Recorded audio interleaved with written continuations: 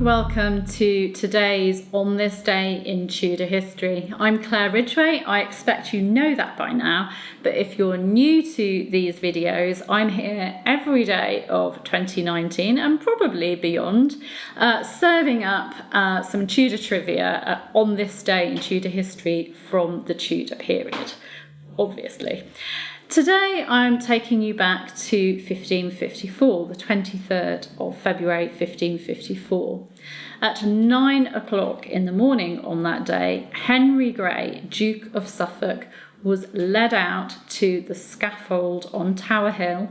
If you don't know where Tower Hill is, you've got the Tower of London, then in today's London, you cross a road and then there's Tower Hill Memorial there. So he was taken up the hill to Tower Hill where there was a permanent scaffold.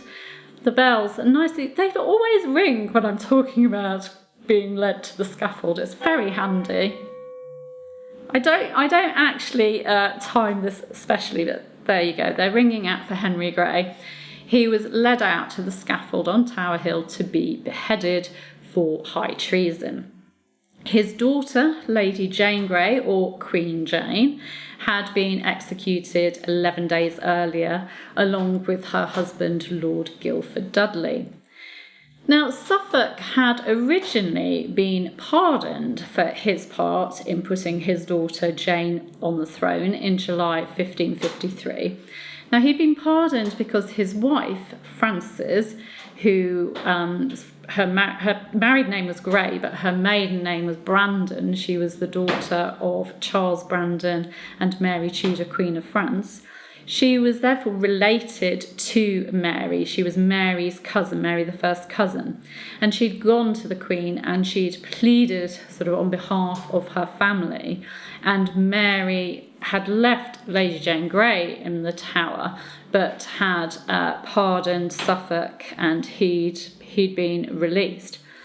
However, Suffolk had gone on to play a part in Wyatt's rebellion, a conspiracy that was organised in late 1553 and which took place at the turn of 1553, 1554 into February 1554.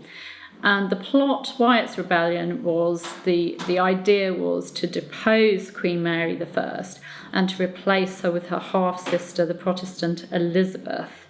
This was all to do with Mary, her plans to marry Philip of Spain, which was a very unpopular idea. Elizabeth would then be married off to Edward Courtenay, an Englishman. Now, this rebellion failed and Suffolk was arrested.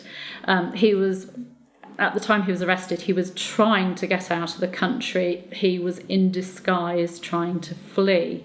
He was tried for high treason on the 17th of February 1554 at Westminster Hall.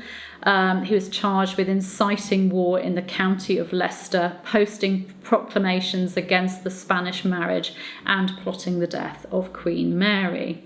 He was, of course, condemned to death. Now, his involvement in Wyatt's rebellion wasn't just the final nail in his coffin. It wasn't the last straw for him. How many cliches can I fit into this? It also led to Mary I finally signing the death warrants of Jane and Guildford. Up until that point, she'd really been trying to be merciful, although Jane hadn't helped the situation by her opposition to Mary's religious policies, and she was quite outspoken against them.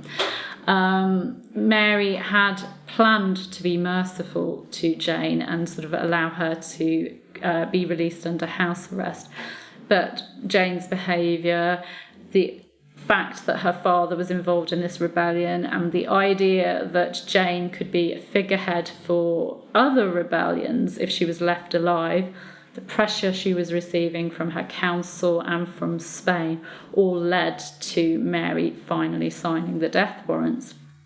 Martyrologist John Fox, who wrote the Book of Martyrs, or Acts and Monuments, gives an account of Suffolk's execution speech. Masters, I have offended the Queen and her laws, and thereby am justly condemned to die. and am willing to die, desiring all men to be obedient. And I pray God that this my death may be an example to all men, beseeching you all to bear me witness that I die in the faith of Christ, trusting to be saved by his blood only, and by no other trumpery, the which died for me, and for all them that truly repent and steadfastly trust in him. And I do repent, desiring you all to pray to God for me, and that when you see my breath depart from me, you will pray to God that he may receive my soul. Fox goes on to say that Suffolk then desired all men to forgive him, saying that the Queen had forgiven him. He then knelt, saying the psalm Miserere me Deus, holding up his hands and looking up to heaven. Then, after that, he said, In manos tuas, Domine, commendo spiritum meum. Into your hands, O Lord, I commend my spirit. Suffolk then got up, took off his cap and scarf and gave them to the executioner. The executioner then, as was traditional, turned to Suffolk and asked for his forgiveness for the deed that he was about to do. And Suffolk replied, God forgive thee, and I do. And when thou dost thine office, I pray thee do it well, and bring me out of this world quickly, and God have mercy to thee. It is then said that a man, and I don't know why he decided to do it this time, I suppose it was his last chance, a man then accosted Suffolk for money that Suffolk owed him, saying, My lord, how shall I do for the money that you owe me? And Suffolk replied, Alas, good fellow, I pray thee trouble me not now, but go thy way to my officers. So it just seems that he kind of left it a bit late there. Suffolk then put on the blindfold, knelt on the scaffold and recited the Lord's Prayer. He ended with, Christ have mercy upon me. He then laid his head on the block.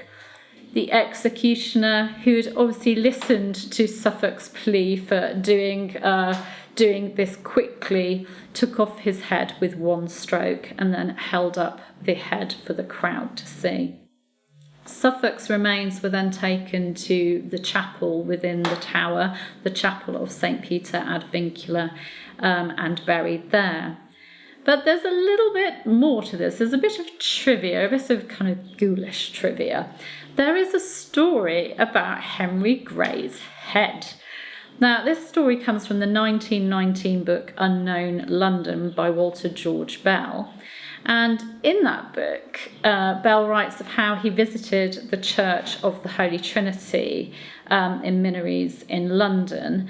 And he said that the Duke of Suffolk's head was kept in a glass box in a cupboard in the church.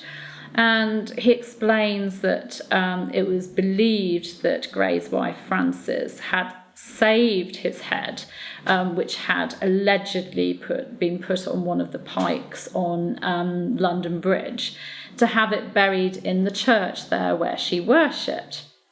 Bell tells of how the head was found in 1851 in a small vault on the south side of the altar in the church, and it was a mummified head, It was a mummified head. It wasn't a skull.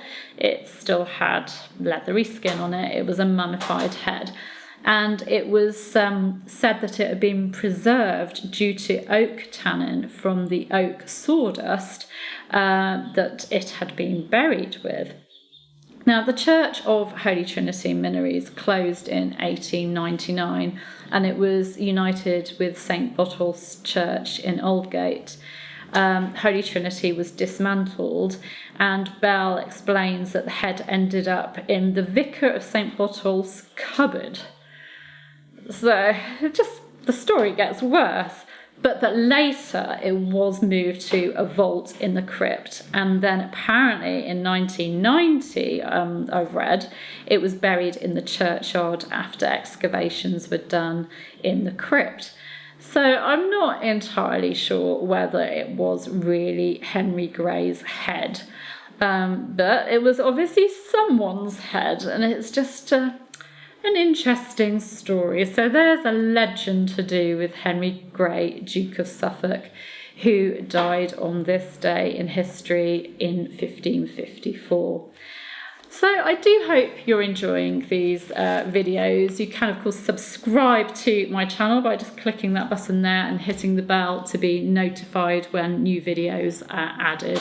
I really enjoy reading your comments. It's so good to know that, these little snippets of history are enjoyed by people all over the world. So thank you for joining me. I'll be back tomorrow. Take care. Bye-bye.